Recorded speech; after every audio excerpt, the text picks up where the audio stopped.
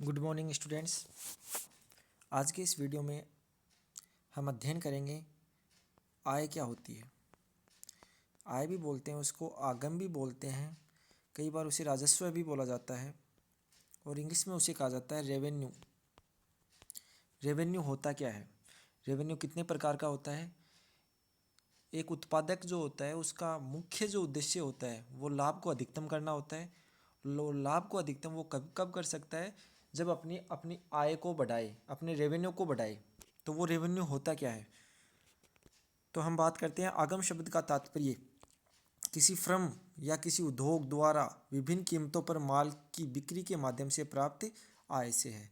मान लो एक फर्म है, ए फर्म है जो अक्स वस्तु का उत्पादन कर रही है, ठीक है, और उस वस्तु का उत्पादन करके वो मार्केट में जब बेचती है, अर्थात जब मार्केट में उसकी पूर्ति करती है, तो उस वस्तु की कितनी मात्रा वो बेच रही है। मान लो वो 10 केजी मात्रा बेच रही है और उस वस्तु की कीमत कितनी है? 5 केजी, अर्थात उसे कुल कितनी आय प्राप्त हुई है?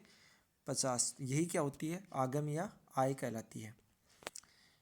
डोले के शब्दों में एक फर्म का राजस्व या आगम उसकी बिक्री, उसकी प्राप्ति या आय है, ठीक है। और रेवेन्यू जो है वो जनरली 3 टाइप का होता है। जैसा कि मैंने पिछले वीडियो में आपको बताया था कि अगर उपयोगिता की बात करें तो उपयोगिता भी 3 प्रकार की मानते हैं अपन। कुल उपयोगिता जिसे टीयू कहा, सीमांत उपयोगिता जिसे एमयू कहा, औसत उपयोगिता जिसे एयू कहा। इसका अध्ययन अपन ने पिछले वीडियो में कर लिया। उसके बाद हम जब उत्पादकता की बात करें या उत्पादन की बात करें तो इसमें भी 3 अवधारणाएं होती हैं। पहली कुल उत्पादकता, फिर एवरेज औसत उत्पादकता, फिर सीमांत उत्पादकता, ठीक है। अब हम बात कर रहे हैं यहाँ आगम की, अर्थात रेवेन्यू की। और रेवेन्यू भी 3 अवधारणाओं से संबंधित होता है। पहला टोटल रेवेन्यू, कुल आगम या कुल आय। दूसरा एवरेज रेवेन्यू, औसत आगम या औसत आय। तीसरा जो होता है वो होता है सीमांत, मार्जिनल रेवेन्यू। अब तीनों का अपन विस्तार से अध्ययन इस वीडियो के अंतर्गत करेंगे। तो सबसे पहले हम बात करते हैं टोटल रेवेन्यू का। कुल आगम होता क्या है? तो कोई भी उत्पादक या विक्रेता द्वारा किसी भी वस्तु की बेची गई मात्रा से प्राप्त कुल आय ही कुल आगम कहलाता है। मान लो एक किसान है, किसान एक उत्पादक है, वो किसान 10 क्विंटल गेहूँ, तो 10 क्विंटल तो क्या हो गई उस वस्तु की मात्रा, और वस्तु कौन सी? गेहूँ, ठीक है। और मान लो उस वस्तु की जो कीमत है वो है 2000 रुपये प्रति क्विंटल। तो अब अपन बात करें कि रेवेन्यू कितना होगा टोटल। 10 क्विंटल गेहूं को जब वो मार्केट में बेचने जाता है 2000 रुपये प्रति क्विंटल के हिसाब से, तो टोटल रेवेन्यू कितना हो गया? 10 मल्टीप्लाई बाई 2000, तो 2000 को अपन गुणा कर देंगे 10 से, अर्थात वस्तु की कीमत को उसकी बेची गई मात्रा से गुणा करने पे अपने टोटल रेवेन्यू प्राप्त होता है। तो उस किसान को 10 क्विंटल गेहूँ 2000 रुपये प्रति क्विंटल के हिसाब से बेचने पे कुल कितनी आय होगी? 20,000 रुपये। और यही उसका क्या होगा? टोटल रेवेन्यू कहलाता है, ठीक है। यहाँ मैंने एग्जांपल में दिखाया है कि टी आर जो हो रहा है वो A R multiply by Q, ये आपको जस्ट अगली स्टेप में समझ में आएगा। टी आर जो है वो टोटल रेवेन्यू है, कुल आय। ए आर जो है एवरेज रेवेन्यू है। क्यू जो है वो आउटपुट है, उत्पादन या बेची गई मात्रा है, ठीक है। अब यहाँ एग्जाम्पल भी दिया है कि एक वस्तु है जिसकी कमोडिटी है, उसकी कीमत 100 रुपये है और 20 इकाइयों को उसने बेचा है, तो उसका टोटल रेवेन्यू कितना होगा? तो आप आइडिया लगा सकते हो, 20 multiply by 100 is equal to 2000, ठीक है। और इधर मैंने दिखाया है टी आर जो है पी गुना क्यू के बराबर होता है, जहाँ पी वस्तु की कीमत को दर्शाती है और क्यू बेची गई मात्रा को दर्शाती है। तो ये थी कुल आय। अब अपन कुल से क्या निकालते हैं? एवरेज, औसत आय, एवरेज रेवेन्यू। तो जैसा कि मैंने पहले बताया था कि औसत जो होता है वो कैसा क्या होता है? राशियों का योग बटा राशियों की संख्या, ठीक है। तो यहाँ कुल आय, राशियों का योग क्या हुआ? आय। इन आय को अपन जोड़ देंगे तो हमें क्या प्राप्त होगी? कुल आय। ये तो हो गया राशियों का योग। अपन राशियों की संख्या में अपन क्या दर्शाएंगे? बेची गई इकाइयों की संख्या। मान लो अब अपन उसी की बात करते हैं, इसी एग्जाम्पल की जो मैंने गेहूं वाला लिया है। वही किसान है, उसने कितना उत्पादन बेचा? 10 क्विंटल गेहूँ मार्केट में बेचा, ठीक है। क्लियर है। किस भाव से बेचा, कीमत क्या थी 2,000 रुपये प्रति क्विंटल। तो अपन ने TR ज्ञात की थी, TR उसकी आई थी 20,000 रुपये। यहाँ तक क्लियर है। अब अपन बात करते हैं AR कैसे ज्ञात करेंगे। तो एवरेज निकालनी है तो हम क्या करेंगे, जो कुल होगा उत्पादन उसमें क्वांटिटी क्या या बेची गई इकाइयों का भाग दे देंगे। तो यहाँ कुल कितना था, कुल आय अपने को प्राप्त हो रही थी 20,000 रुपये और बेची गई इकाइयाँ कितनी है 10, तो कितना आएगा 2,000 रुपये। और 2,000 रुपये ही अपनी क्या थी, 2,000 रुपये ही उस वस्तु की, उस गेहूं की कीमत थी। अर्थात जो औसत आय है, एवरेज रेवेन्यू है, वो किसके बराबर होता है, सामान्यतः है कीमत के बराबर होता है। और जो AR वक्र बनेगा वही मार्केट के अंदर मांग वक्र कहलाएगा। ठीक है।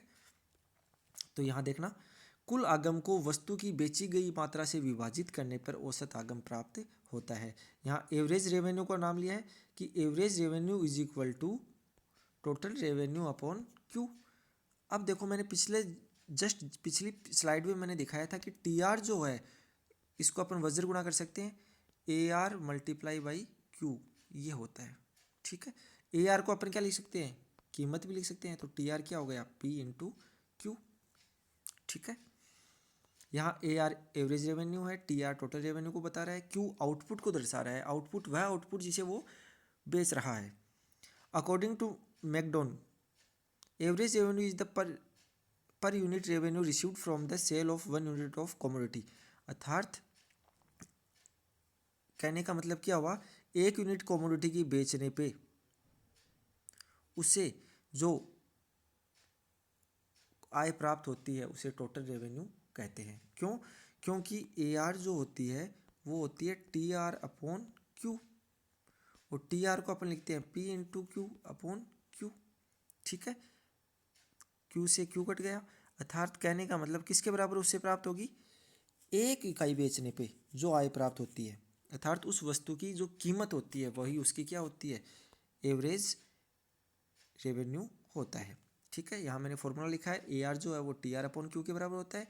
TR के स्थान पे अपन P इंटू क्यू लिख सकते हैं, क्यू से क्यू यहाँ कट जाएगा तो क्या बचेगा अपने पास, केवल कीमत। अतः सामान्यतः औसत आगम कीमत के बराबर होता है, और कोई फर्म होता है उसका औसत आगम वक्र ही क्या होता है, फर्म का मांग वक्र कहलाता है। ठीक है। अगला जो कंसेप्ट है वो है मार्जिनल रेवेन्यू, सीमांत आय। ठीक है। तो जैसा कि मैंने पिछले वीडियो में बताया था, सीमांत का तात्पर्य हमेशा आपको ध्यान रखना है कि एक अतिरिक्त इकाई का प्रयोग करेंगे।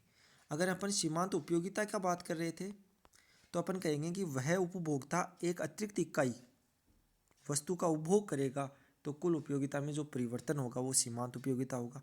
जब हम सीमांत उत्पादन की बात करेंगे तो हम कहते हैं कि एक साधन की एक अतिरिक्त इकाई का प्रयोग करने पे कुल उत्पादन में जो परिवर्तन होगा। तो हमेशा सीमांत जो वर्ड जो है वो हमेशा एक अतिरिक्त इकाई के लिए प्रयुक्त होता है, और उस एक अतिरिक्त इकाई में परिवर्तन करने पर कुल में कितना परिवर्तन होता है उसे अपने को देखना होता है। ठीक है। तो सीमांत की जब हम आगम की बात कर रहे हैं तो हम बात करेंगे कि उस वस्तु की जो वो मार्केट में बेच रहा है उसकी एक अतिरिक्त इकाई बेचने पर कुल जो आय थी, टोटल रेवेन्यू था, उसमें कितना परिवर्तन हुआ है। तो हम कह सकते हैं वस्तु की एक अतिरिक्त इकाई बेचने से कुल आय में जो वृद्धि हुई है उसे हम सीमांत आय कहेंगे। तो मैंने एग्जाम्पल बताया था, 2,000 रुपये प्रति क्विंटल गेहूँ बेच रहा था, 10 क्विंटल गेहूँ उसने बेचे थे, उसकी टोटल रेवेन्यू कितनी हो गई, 20,000 रुपये हो गई। क्लियर। अब अगर हम बात करें कि वो 10 के स्थान पे 11 क्विंटल गेहूँ बेचे, ठीक है, तो अर्थात एक अतिरिक्त इकाई गेहूं की बेच दी उसने, 1 क्विंटल अतिरिक्त बेच दिया। या फिर अपन 11 क्विंटल गेहूं क्विंटल में ना लेके अपन ऐसी भी बात कर सकते हैं, मान लो एक किसान है और वह 5 kg गेहूं बेच रहा है मार्केट में। ठीक है। और 1 kg की जो कीमत है वो 20 रुपये है। क्लियर। अगर वो 6 kg बेचेगा तो अर्थात एक अतिरिक्त इकाई बेच दी, तो एक अतिरिक्त इकाई बेचने पे कुल आय में जितना परिवर्तन होता है, जब कीमत 20 रुपये थी तो कुल आय थी 100, कीमत 20 रुपये रही छठी इकाई बेचने पे कुल आय कितनी हो गई 120। जो ये परिवर्तन हो रहा है वो कितना होगा 120 माइनस 100 इज इक्वल टू 20। अर्थात कुल आय में एक अतिरिक्त इकाई वस्तु की बेचने पे कुल आय में जो अतिरिक्त वृद्धि होती है उसे सीमांत आय या सीमांत आगम कहते हैं। तो यहाँ मैंने फॉर्मूला लिखा है एम आर जो है वो कैसे निकलेगा देखना। प्रारंभ में Q1 कितना था 5 kg केले बेच रहा था या 5 kg गेहूँ बेच रहा था। फिर एक अतिरिक्त इकाई बढ़ा दी तो कितना हो गया 6 kg हो गया। जब वो 5 kg बेच रहा था तो कुल आय उसे कितनी हो रही थी, उसी कीमत मैंने 20 रुपये बताई है, 100 हो गई। जब TR2 ज्ञात करेंगे 6 kg बेचने पे 120 रुपये होगी। ठीक है, तो अपने को MR निकालनी है तो अपन क्या करते हैं TR2 माइनस TR1, और इसको मैं क्या लिख सकता हूँ डेल्टा TR। ठीक है, अपॉन Q2 माइनस Q1 बेची गई इकाइयों की संख्या या फिर बेची गई इकाइयों में जो वृद्धि हुई है परिवर्तन हुआ है। तो नीचे तो परिवर्तन हमेशा क्या होगा 1 के बराबर होगा क्योंकि एक अतिरिक्त इकाई में परिवर्तन करते हैं। तो ये नीचे वाली संख्या को क्या लिख सकते हैं डेल्टा Q। तो यहाँ MR क्या हो जाएगा delta TR upon delta Q, या फिर अपन कह सकते हैं कि जो MR होगा वो होगा TRN माइनस TRN माइनस 1। इसका तात्पर्य क्या हुआ तो देखना, मान लो एक व्यक्ति ने 5वीं इकाई बेची, ठीक है, तब टोटल रेवेन्यू 100 रुपये था, कीमत कितनी थी 20। जब उसने छठी इकाई बेची तो टोटल रेवेन्यू बढ़ के कितना हो गया 120। तो यहाँ जो एन है वो बेची गई इकाइयों की संख्या है। एन किसको दर्शा रही है बेची गई इकाइयों की संख्या TRN, अर्थात TRN कितना हुआ 120 माइनस TRN माइनस 1, बेची गई इकाइयों की संख्या कितनी थी 6। 6 में से 1 घटाएंगे तो कितना बचेगा 5, अर्थात 5 इकाइयाँ बेचने पे कुल आय कितनी प्राप्त हो रही थी उसे 100, और 6 इकाइयाँ बेचने पे 120। तो 120 में से अगर 100 घटाएंगे तो वो कितना आएगा 20। ये क्या होता है सीमांत आय होती है। ठीक है, तो यहाँ जो TRN माइनस TRN माइनस 1 अर्थात NV इकाई बेचने पे कुल आय और NV से पहले वाली इकाई बेचने, अर्थात NV से एक इकाई कम बेचेंगे तब उसकी कुल आय कितनी होगी। तो total revenue on N units, यहाँ लिखा है total revenue from N minus 1 units. तो marginal revenue from the nth unit, N क्या है कोई भी एक नंबर हो सकता है।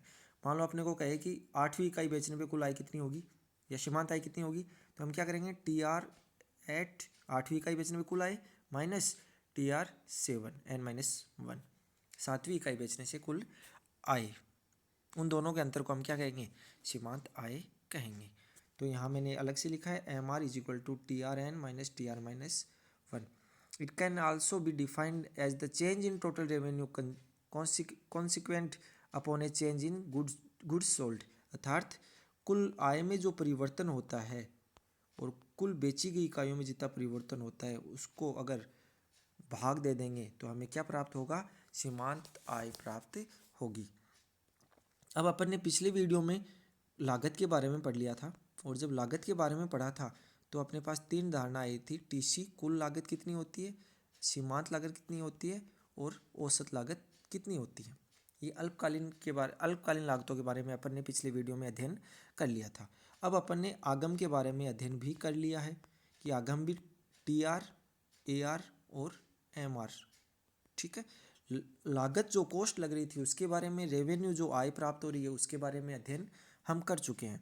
अब अपन पढ़ेंगे मार्केट में फर्म और उद्योग का संतुलन किस प्रकार होता है, अर्थात TR और TC के द्वारा या कह सकते हैं MR और MC के द्वारा वस्तु की कीमत और उत्पादन का निर्धारण किस प्रकार किया जाता है एक फर्म में और एक उद्योग में किस प्रकार किया जाता है। कहने का मतलब एक मार्केट की जो स्ट्रक्चर होती है उसमें भिन्न भिन्न प्रकार के मार्केट जो पाए जाते हैं उनमें वस्तु की उत्पादन और कीमत का निर्धारण किस प्रकार किया जाता है, उसके लिए अपन TR और TC की आवश्यकता होगी। Thank you.